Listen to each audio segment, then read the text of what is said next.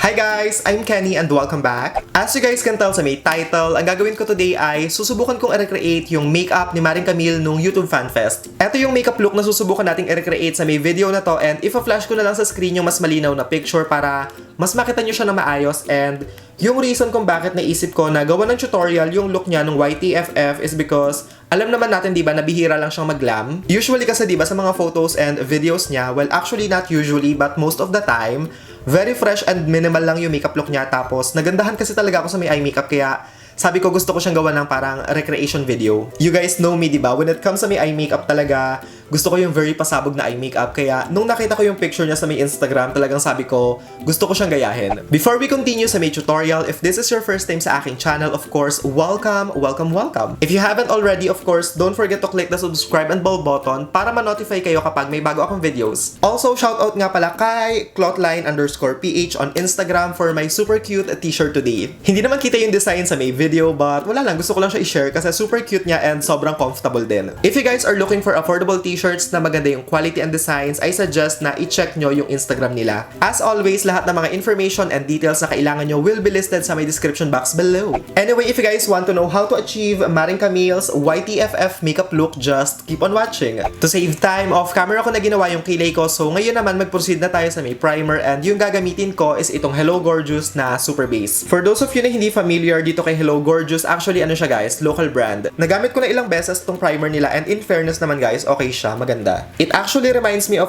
Quick FX kasi yung feeling niya and yung texture kapag kahawak and kapag nilalagay sa may face, parehong-pareho. So ayan guys, as always, ang gagawin lang natin is i-focus natin yung primer sa mga areas ng face na sobrang visible yung pores, tsaka madalas mag-oil up or mabilis mag-oil up. And sa aking case, yung mga parts ng face ko na medyo problematic or mabilis ma-haggard is yung aking T-zone and yung forehead, which is part ng T-zone.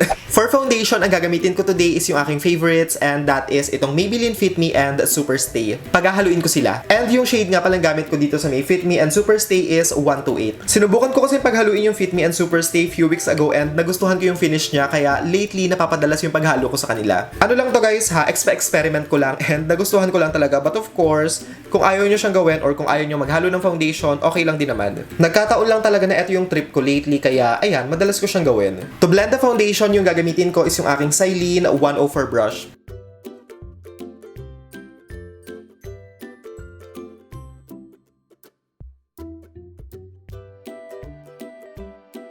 So this time for concealer naman, yung gagamitin ko is yung aking BLK Cosmetics Concealer in the shade Honey. And as usual, ang gagawin ko lang is ilalagay ko siya sa may highest points ng aking face and sa may under eye. To blend this, yung gagamitin ko lang din is yung same damp beauty sponge na ginamit natin for foundation.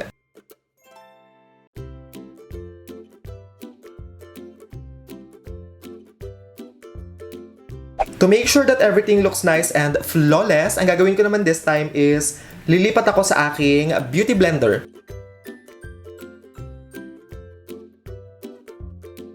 I swear guys, super ganda talaga kapag pinaghalo yung Fit Me and yung Super Stay. I'm very sure na magugustuhan nyo din siya kagaya ko. To set my face, ang gagamitin ko is yung aking Coty Airspun, but of course, you can use whatever you want, kung ano yung trip nyo and kung ano yung meron kayo. So, ayun, yun na lang yung gamitin nyo kung ano yung meron kayo.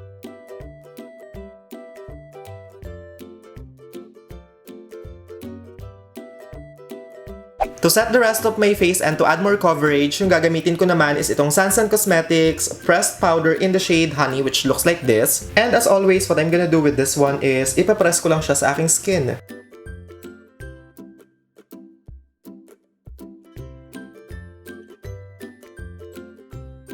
To warm up my complexion, yung gagamitin ko naman is yung middle shade dito sa aking BTLA Sculpt Trio. Walang number na nakalagay dito sa may palette, so I'm assuming na isang shade lang yung available dito. Isa nga lang siguro yung variant na available dito, and by the way guys, yung brush nga palang gagamitin ko to apply is yung aking Celine 103.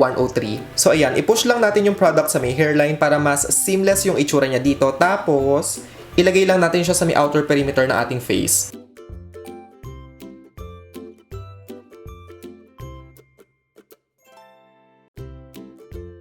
Medyo napadami yung bronzer sa may forehead, kaya balik lang tayo sa may powder, tapos blend lang natin siya. For my contour, yung same palette lang din yung gagamitin ko, but this time, yung i-apply naman natin is this one. This one is super dark, kaya you have to be careful. So, konting-konti lang, tapos i-top off nyo na lang yung excess or i-blend nyo sa may likod ng kamay.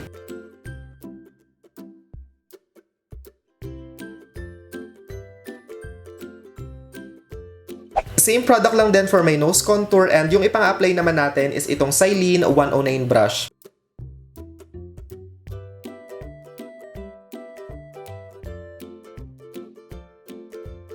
So ngayon naman ang ginagawa ko lang is bine-blend ko yung contour using a clean brush para hindi siya ganun ka-harsh and mas maging soft. Gawin natin siyang mas natural looking. Balik lang tayo sa may loose powder, and this time ang gawin naman natin is i-cut natin yung contour para mas maging sharp and malinis yung itsura niya.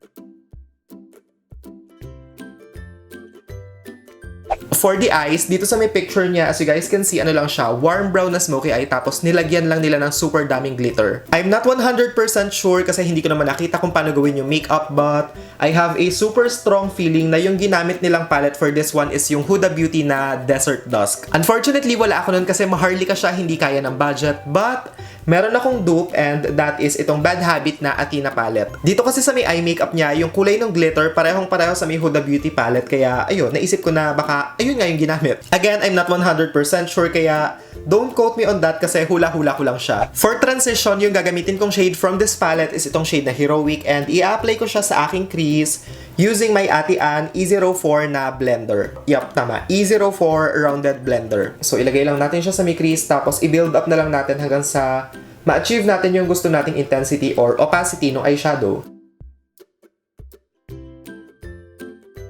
Tapos, pagdating dito sa may tail, medyo i-wing natin siya kasi dito sa may picture niya, kapag tinignan nyo siya, parang medyo may pagka-wing yung shape. So, to achieve that, ayan, i-blend lang natin yung eyeshadow palabas. As always guys, blending is key para maging maganda yung finish ng eye makeup. So, i-blend nyo lang siyang mabuti para mas seamless and mas soft yung edges. Sa may picture ni Camille, hindi naman super warm nung kulay ng eyeshadow niya. So, para ma-balance and hindi naman ganitong ka-orange, ang gawin natin is kunin lang natin yung pang-contour.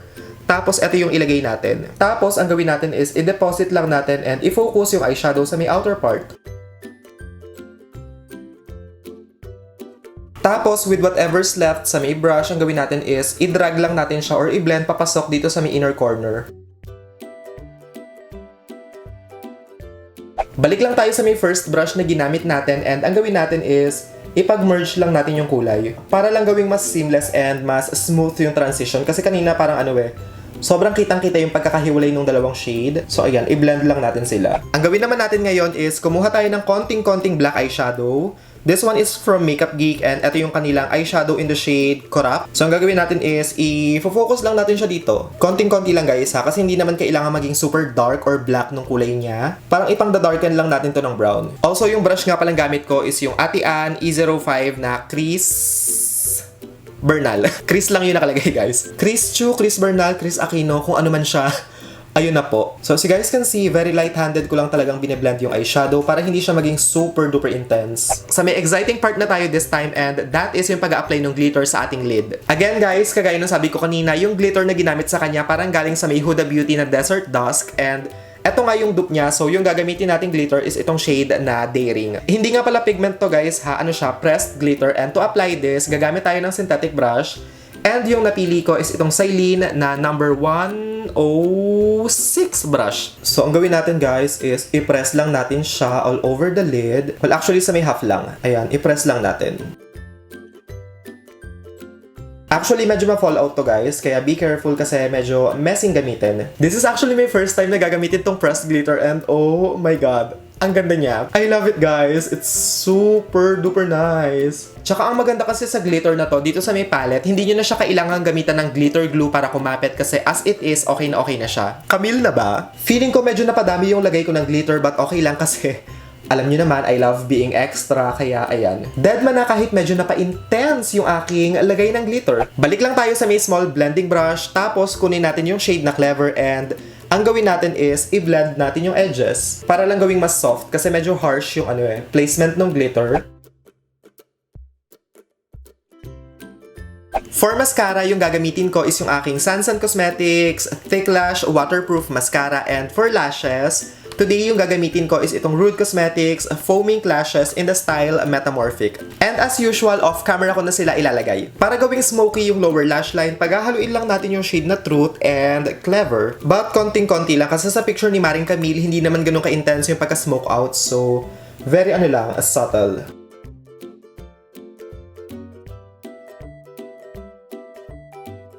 For my waterline, ang gagamitin ko is itong EB Color Pencil Germany in the shade Brown.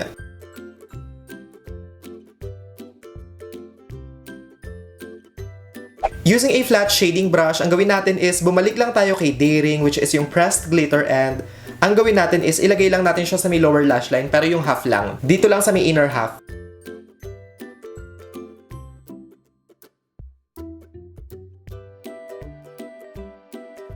Medyo may pagka-mauve yung kulay ng blush ni Camille sa may picture, kaya today yung gagamitin ko is itong Chris Aquino blush in the shade Lasting Love. Tapos to apply this, ang gagamitin ko is yung aking sleek na dual-ended blush brush. So ayan, ang gawin natin is i-press lang natin yung blush dito sa may highest point ng ating cheek kasi doon sa may picture ni Camille, parang mataas yung placement ng blush niya. Of course, same process lang din dito sa may kabilang side. For my highlight, ang gagamitin ko is yung isa sa mga favorite kong affordable highlighters, and that is itong EB Advance Glow Out Highlighter in Strobe. And to apply this, I'm using my favorite brush for highlight, and that is itong NYX number 17 brush. Hindi naman super intense nung highlight niya, kaya very sheer lang din or subtle yung ilalagay ko. Very pa-sweet lang ganun. Pagdating sa may lips, actually may dalawang shade ako na close sa may gamit niya, and yung mga shades na yon are Touch of Spice from Maybelline and Stark Mauve ng EB Advance. In today's video, ang gagamitin ko na lang is itong Stark Mauve ni EB Advance kasi I feel like masyado nang madaming exposure yung matte lipstick ng ever bilhan na sa channel ko nitong mga nakaraan, so tsaka na ulit sila. Bigyan natin ng chance yung ibang brand.